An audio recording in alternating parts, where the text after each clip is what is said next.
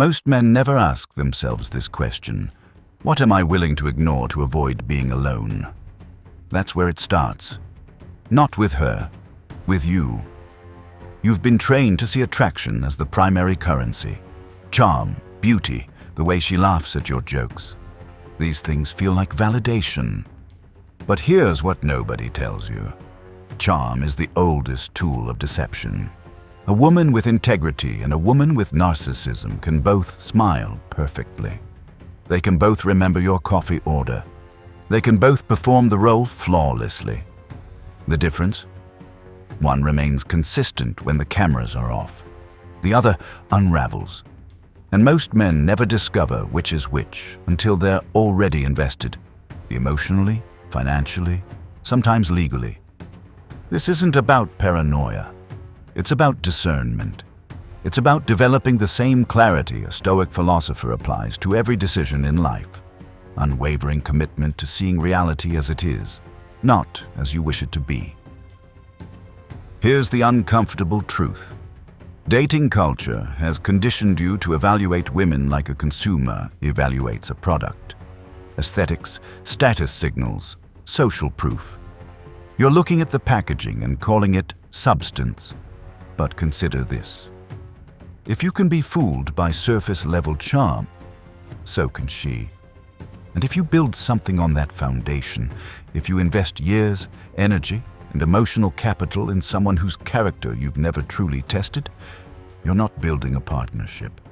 You're building a house on sand. The cost isn't just heartbreak. It's something deeper, the erosion of your own judgment. Every failed relationship where you ignored red flags teaches you that your instincts are unreliable. Your confidence in your own discernment crumbles. You start second-guessing yourself. You become reactive instead of intentional. This is what Stoicism calls false judgment, the inability to distinguish between what appears valuable and what actually holds value. When Marcus Aurelius wrote about virtue, he wasn't writing about perfection. He was writing about alignment. The consistency between what someone claims to believe and what they actually do when tested. Integrity, in the Stoic sense, isn't about moral purity. It's about structural coherence. A woman of integrity is someone whose internal principles are so deeply rooted that adversity doesn't compromise them. Stress doesn't corrupt her. Temptation doesn't derail her. This reveals itself in 4 distinct dimensions. First, consistency under pressure. How does she respond when things become difficult? When circumstances don't serve her interests? When she's tired, frustrated, or facing real consequences? Does her kindness evaporate? Does her honesty become negotiable? A woman of genuine character maintains her standards not because it benefits her in the moment, but because deviation from those standards would compromise something she values more than comfort. Second, accountability without defensiveness. Watch what happens when she's confronted with a difficult truth about herself. Does she immediately justify, minimize, or redirect blame? Or does she pause, actually listen, and integrate the feedback? This is perhaps the most reliable indicator of true growth potential. Someone who can't acknowledge their own shortcomings will never genuinely evolve.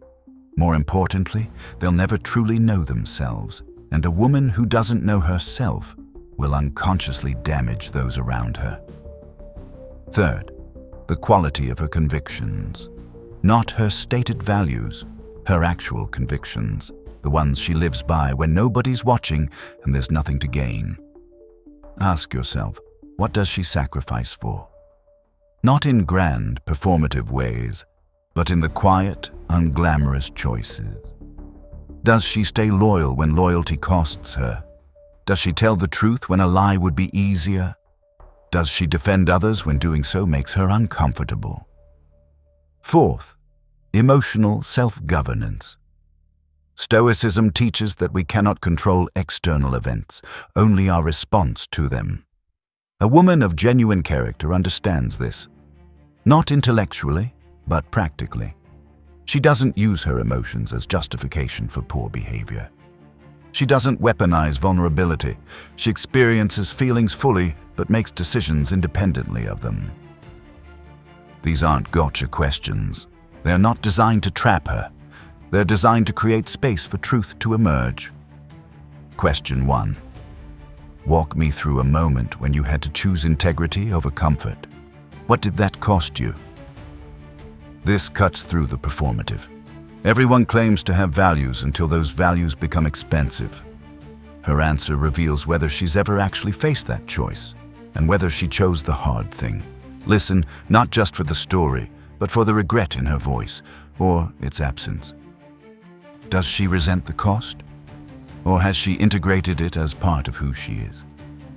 The women worth building with don't see their sacrifices as martyrdom. They see them as the price of self-respect. Question 2. Tell me about a time someone you trusted disappointed you. How did you respond? This reveals 2 things: her capacity to be vulnerable enough to trust, and her response to betrayal. Is she someone who learns and adjusts? Or is she someone who builds walls and assumes all men are the same? More importantly, you're listening for whether she takes any responsibility for her judgment. Women of character don't blame others endlessly. They ask themselves, what did I miss? What would I do differently?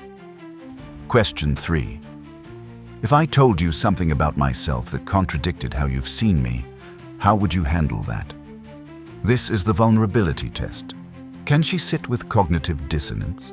Can she hold 2 truths simultaneously, that you're someone she respects and that you're flawed? Immature women collapse under this pressure. They either idealize you completely or demonize you. Women of genuine character can do something more sophisticated. They can see you fully and choose you anyway. But here's what most men miss. The real information isn't in her answers. It's in the space around her answers.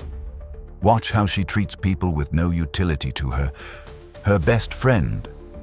She might be kind. Her boss. She might be charming. But how does she treat the waiter who made a mistake? The elderly woman in the store? The person who can't give her anything? Genuine character is consistent regardless of audience. False character shifts its performance based on perceived value.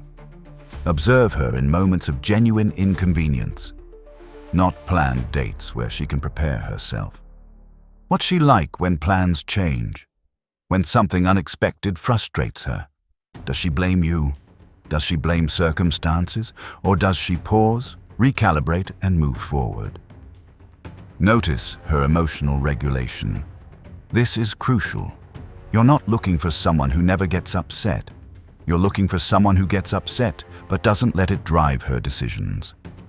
There's a difference between feeling anger and being angry, between having a moment of frustration and letting that moment define your interaction. The women worth investing in feel things deeply but maintain agency over their responses. But understand this. Asking these questions requires something from you first. It requires that you've done the internal work to know what you actually value. It requires that you've built enough self-respect that you're willing to walk away from someone beautiful if she lacks depth.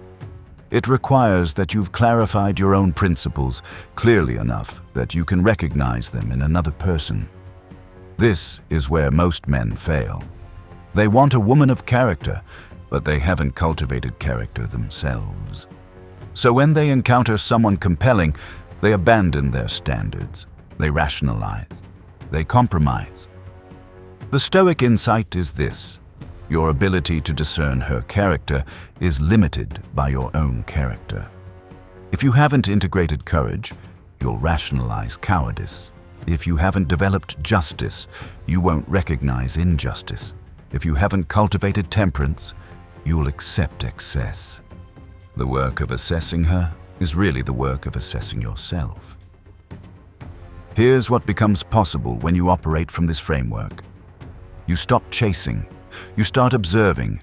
You stop hoping she'll be different. You start seeing who she actually is. You stop expecting her to complete you. You start expecting her to complement a life you've already built. And paradoxically, this makes you more attractive, not in a manipulative sense, but in a fundamental one. A man who knows himself, who stands by his principles, who can see clearly and act decisively, is a man of genuine power. Women respond to that. Not all women, but the ones worth responding to. The women of genuine character recognize it in you because they've cultivated it in themselves. What you're building then isn't a transactional relationship. It's a partnership between two people who've independently chosen integrity. It's not about need. It's about alignment. It's not about filling voids in each other. It's about extending strength. This is what lasts. Once you've asked these questions, once you've observed her actions over time, you face another choice entirely. You can accept her as she is, or you cannot. This isn't about lowering standards. It's about recognizing that perfection doesn't exist.